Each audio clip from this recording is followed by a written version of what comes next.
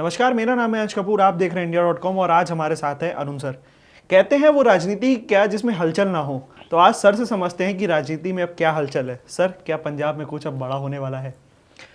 अच्छा, हाँ, ये इंटरेस्टिंग सवाल है आपका। जिस तरह से आम आदमी पार्टी की दिल्ली में हार हुई है, उसके एक ही दिन बाद, मतलब एक दो दिन के बाद में है, जिस तरह से आज बैठक हो रही थी, पूरा का पूरा पंजाब का जो पूरा लीडरशिप है यहाँ दिल्ली में था, केजरीवाल साहब के साथ मीटिंग हुई है।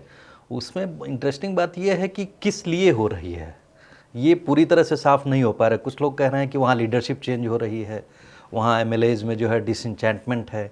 दूसरी बात यह है, कुछ लोग कह रहे हैं कि जो है वहाँ पर लुधियाना की सीट वैकेंट है, तो उस पर केजरीवाल साहब लड़ने जा रहे हैं, तो वो जो है वहाँ चीफ मिनिस्टर बदलने वाला है, इस तरह का कयास लग रहा है।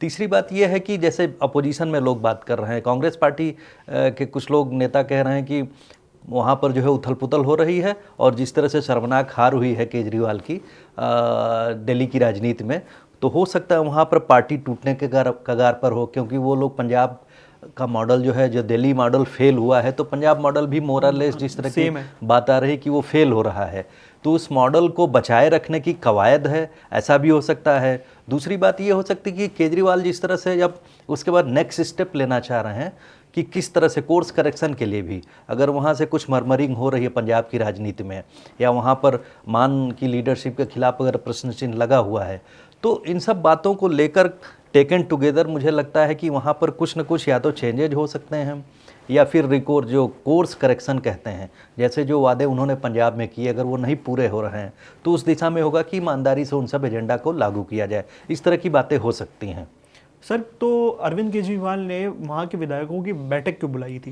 बैठक, मैंने कहा ना कि जिस तरह से दो बातें आई थी कि पंजाब में जो है एक लुधियाना की सीट वैकेंट है। आपको होगा कि पंजाब में जब 2022 में असेंबली इलेक्शन हुआ, तो जिस ढंग से इन लोगों ने जीता, पंजाब की असेंबली में तकरीबन 117 सीट हैं, 117 में से 90 प्लस 97 के आसपास सीट इन लोगों ने, यानी एक तरफा जीत हुई।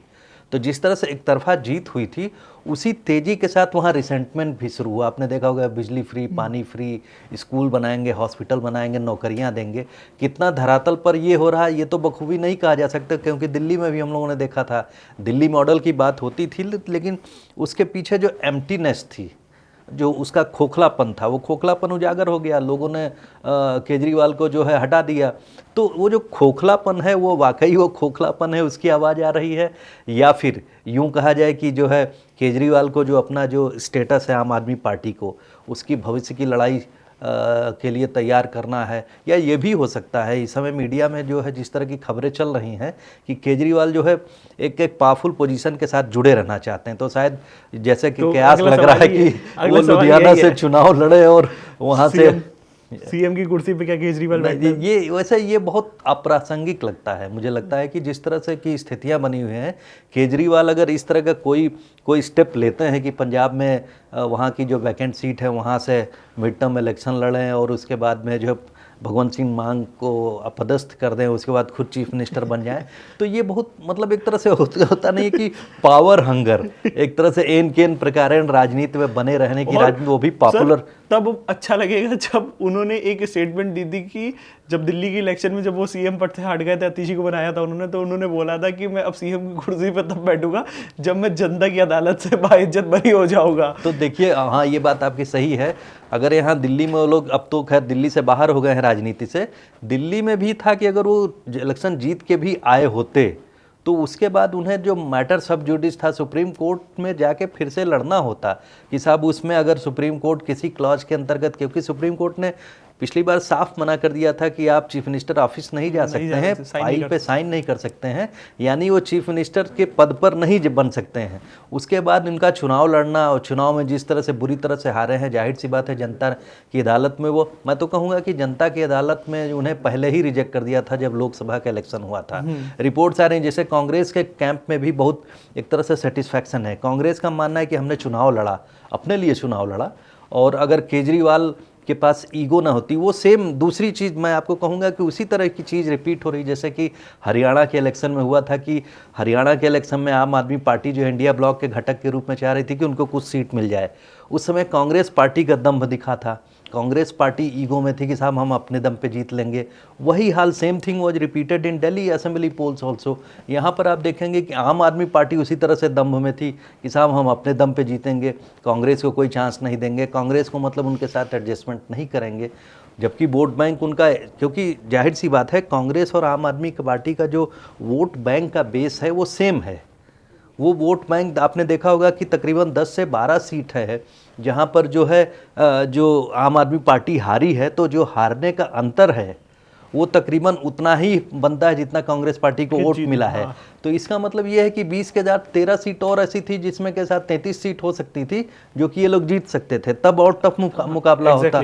और उसके साथ में अगर 33 सीट क्लियर कट जीत रहे थे तो उसके बाद 5 सीट और होती जहाँ पर कि उनका वोट कंबाइन होता, तो वो लोग नेक एंड नेक, जैसा कि चल रहा था कि साहब अगर ये अलायंस हुआ होता तो नेक एंड नेक फाइट होती, बीजेपी के लिए बहुत मुश्किल होता। मैं एक एग्जांपल और दूंगा आपको, मुस्तफ़ाबाद की सीट है, मुस्तफ़ाबाद की सीट में 3 कैंडिडेट मुस्लिम थे, आम आदमी पार्टी का था और आपके जो ताहिर हुसैन थे और AIM के, और दूसरा एक और वहाँ पर जो है मुस्लिम कैंडिडेट थे।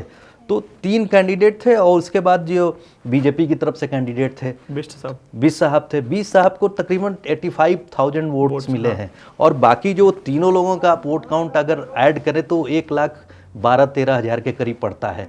तो मतलब तीनों का टेकन टुगेदर मुस्लिम वोट का, तो अगर वो वहाँ पर मुस्लिम वोट बैंक पे बिखराव नहीं हुआ होता तो जाहिर सी बात है वो जीत जाते। तो वो जो नैरेटिव चल रहा था दिल्ली के इलेक्शन में, अंडर करंट जो चल रही थी, जो कि महाराष्ट्र इलेक्शन में काफ़ी आगे थी कि साहब एक रहेंगे तो नेक रहेंगे, एक रहेंगे सेफ रहेंगे, मुझे लगता है उस तरह का नारा, उस तरह का अंडरकरंट बहुत ज़बरदस्त था कि हिंदू वोटों का जो है डिवीज़न ना हो, जातिगत जो विघटन है वो ना होने पाए, ऐसी कोशिश चल रही थी। जिसके लिए जो बीजेपी की टीम नहीं, बीजेपी के पीछे RSS और VSP ने बड़ा काम किया उस बात को लेकर। सर अब यहाँ पे एक ऑफ द टॉपिक क्वेश्चन आपसे लेना चाहूँगा जी। जैसे अभी आपने एक एग्जांपल दिया कि बिस्ट साहब को 85,000 वोट्स मिले थे, बाकी 3 कैंडिडेट्स को अगर हम देखा जाए तो उनको 1 लाख के वोट मिले थे।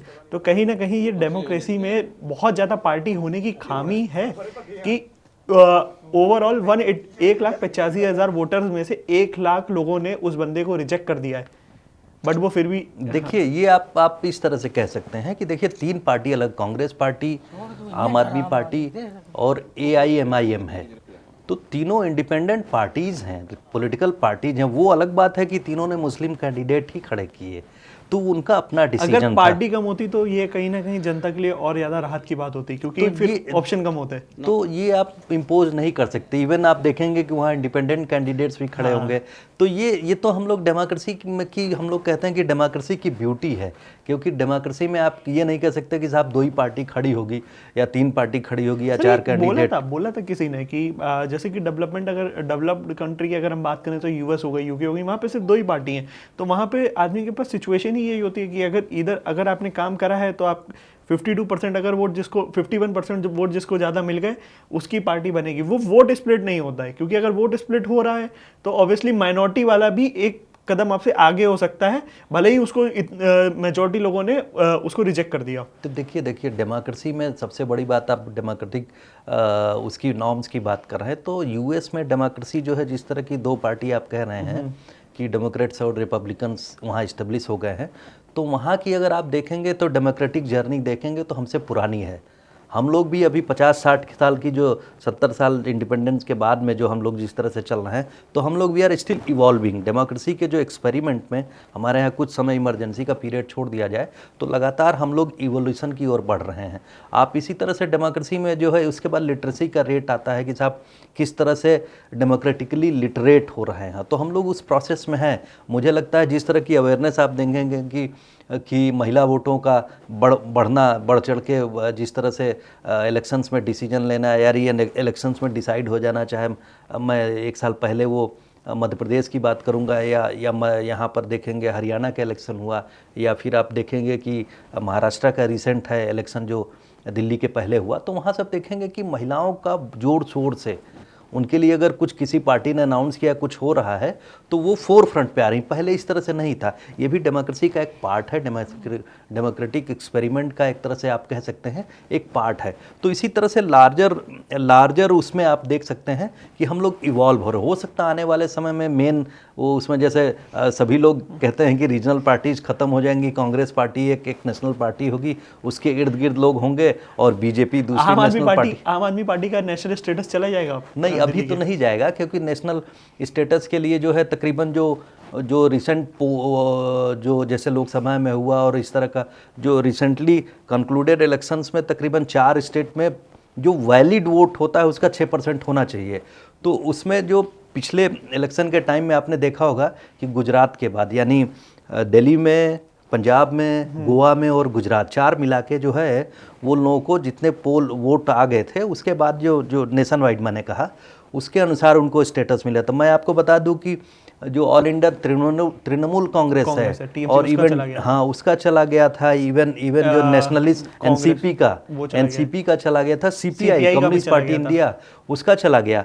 तो ये तो चलता रहेगा, क्योंकि जो पार्टी राष्ट्रीय स्तर पर या स्टेट्स में जो रिकग्निशन नहीं होगा तो राष्ट्रीय स्तर पर रिकग्निशन, यही केजरीवाल की प्रॉब्लम है। केजरीवाल की इस समय आने वाले समय की समस्या क्या होगी कि उस स्टेटस को बनाए रखना प्लस जो अल्टरनेट पॉलिटिक्स की बात कही थी उन्होंने। अल्टरनेट पॉलिटिक्स यानी जिस तरह से आंदोलन के जरिए आना, लोगों के हितों की बात करना, यानी प्रो पीपुल प्रोग्राम्स को लेकर।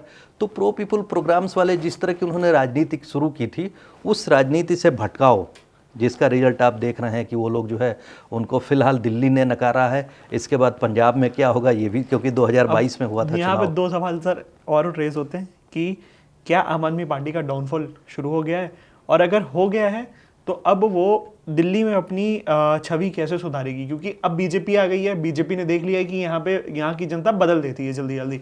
बहुत लंबा कोई नहीं टिक पाया दिल्ली में, अगर हम बात करें हाथ से हाथ 10-15 साल, इससे ज़्यादा लंबा कार्यकाल नहीं चल रहा है, क्योंकि यहाँ की जनता चेंज कर देती है। तो अब अगर बीजेपी काम नहीं करेगी तो बीजेपी को भी चेंज कर दिया जाएगा, और बीजेपी अगर काम करने लगती है तो आम आदमी पार्टी अपनी छवि कैसे सुधारेगी? उसके पास क्या मौके रहेंगे? देखिए, आम आदमी पार्टी को अभी तो हारी है आम आदमी पार्टी, और जाहिर सी बात है अपने प्रोग्राम्स को लेकर, जिन प्रोग्राम्स की बात वो लोग ढपली पीटा करते थे कि साहब हमने मोहल्ला क्लिनिक एक आइडियल कर दिया है, स्कूलों में हम जो आइडियल एजुकेशन दे रहे हैं, सब फ्री एजुकेशन, फ्री पानी, इलेक्ट्रिसिटी, ये मॉडल जो है एक्चुअली सस्टेनेबल मॉडल नहीं है। सस्टेनेबल इसलिए नहीं है कि अगर आप दिल्ली की बात करते हैं तो दिल्ली में जो वायबिलिटी क्या है, अगर आप एम्प्लॉयमेंट की बात करते हैं तो आप किसी को स्टाइपेंड दे के एम्प्लॉयमेंट नहीं बना सकते हैं ना।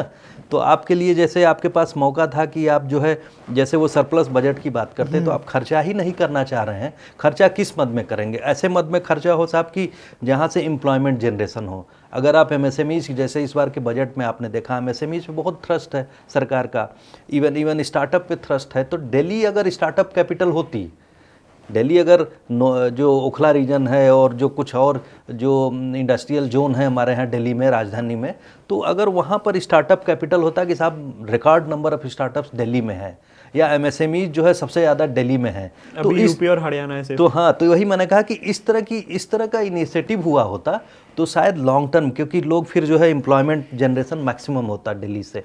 इस तरह का इनिशिएटिव हुआ नहीं, कुछ सिर्फ बातें होती रहीं। तो ये जो अपीयरेंस एंड रियलिटी का फ़र्क था, जो दिख रहा है वो था नहीं। तो इसका जो फ़र्क हुआ वो रिफ्लेक्ट हो गया। 2 टर्म तो चल गया, लेकिन उसके बाद तीसरी बार जो उनके लिए मुश्किल हो गया। वही बात आपने बीजेपी की बात कही। बीजेपी जो है जिस तरह से आई है सत्ता में इस समय 27 साल बाद, तो जाहिर सी बात उनका प्रोग्राम है। और बीजेपी जिस तरह से 24/7 की राजनीति करती है, उनका जिस तरह से होता है कि एक के बाद एक इलेक्शन को जीतना है, तो साहब उसके अनुसार स्ट्रैटेजी होगी, डेवलपमेंट का प्रोग्राम होगा। और डेवलपमेंट के प्रोग्राम में जो इम्प्लीमेंटेशन की बात आ रही, तो उसमें वो लोग शक्तिशाली इसलिए हैं कि सेंट्रल गवर्नमेंट उनके पास में है। सेंट्रल गवर्नमेंट उनके पास में है तो उनके ऊपर अगर कुछ एक्स्ट्रा प्रोग्राम शुरू करते हैं साहब, जैसे उन्होंने आयुष्मान की बात कही है, तो आयुष्मान तो राष्ट्रव्यापी एक प्रोग्राम है जिसको जो दिल्ली गवर्नमेंट नहीं इम्प्लीमेंट कर रही थी, उसको लग रहा था हम पैरेलल प्रोग्राम खड़ा कर देंगे। तो कहाँ से खड़ा कर देंगे? आपको एक समय के बाद जो है आपको जो उस प्लान उसके लिए जो एक्सपेंडिचर है उसके लिए केंद्र की तरफ देखना पड़ेगा। या तो जीएसटी में इतनी इंडस्ट्रीज हो कि जीएसटी का जो मद में आपको लार्जर उसका हिस्सा मिल जाए, जीएसटी वाला जो आपका कर का जो आपका जो हिस्सा है। तो इस तरह की कई चीज़ें हैं जो कॉम्प्लेक्स इशूज़ हैं। इस बीच में जो है अगर बीजेपी बचे, जैसा कि आपने पूछा, तो बीजेपी जो है उसके पास क्यों लंबे समय तक रुक जा रही इस समय, क्योंकि पिछले 10 साल से तीसरे टर्म में इस समय केंद्र में आ गई है और जिन स्टेट्स में उनकी सत्ता बनी हुई है वहाँ पर जो उसी ढंग से वो लोग काम कर रहे हैं। उनके पास स्ट्रक्चर का भी, यानी उनका जो ऑर्गेनाइजेशन बहुत ज़बरदस्त है। एक उनके साथ आनुषंगिक संगठन यानी आरएसएस, वीएचपी, ये जो इस तरह का पीछे का जो ऑर्गेनाइजेशन है वो लोग भी पैरेलल काम करते हैं। तो वो एक बेहीमौत है, यानी बहुत बड़ा सा स्ट्रक्चर है। उसके साथ में लड़ाई लड़ने के लिए थोड़ा सा आपको अलग रखना होगा। शुरुआत उन लोगों ने अलग होते हुए की थी, लेकिन जो करप्शन, ट्रांसपेरेंसी, ये सब जो अपने ही बात कह के उस पर जो एक्सपोज हो जाना, ये बहुत घातक हुआ। आम आदमी पार्टी को फिर से जिस रास्ते से वो लोग आए थे, ये राजनीति में 2 दिन का तो खेल है नहीं। अब आपको पता है कि आप दिल्ली से तो कम से कम आने वाले 2 टेन्योर के लिए तो बहुत मुश्किल है। कम से कम 2, मुझे तो नहीं लगता 3 से 4 टेन्योर में कोई अब भरोसा कर पाएगा, तो अनटिल एंड अनलेस कोई बड़ा फेस लेकर के आ जाए जिसके दम पे ये प्रोमिसेस दोबारा कर सकते हो। नहीं, तो वो मैंने कहा ना कि उसके लिए बहुत, क्योंकि जो वाइल्ड गेस करना दूसरी बात है। आम आदमी पार्टी को दूसरे राज्यों के लिए अब लड़ाई करनी होगी। दिल्ली में तो अभी फिलहाल बहुत मुश्किल दिख रहा है उनको। सर, क्या उसका डाउनफॉल शुरू हो गया है आम आदमी पार्टी का? नहीं, ये हम नहीं कह सकते हैं, क्योंकि राजनीति में इस तरह से जो है हम लोग स्वीपिंग स्टेटमेंट नहीं दे सकते हैं। लेकिन ये है कि दिल्ली में फिलहाल जो है उनके लिए मुश्किल है अब आने वाले समय में फिर से उसी रफ्तार पे अपने को पुनर्जीवित करने के लिए। जी, तो ये थे अरुण सर ने हमें बहुत पॉलिटिक्स की इनसाइड स्टोरीज बताई। ऐसी और भी वीडियोस के लिए बने रहिए हमारे साथ, देखते रहिए India.com। Thank you for watching.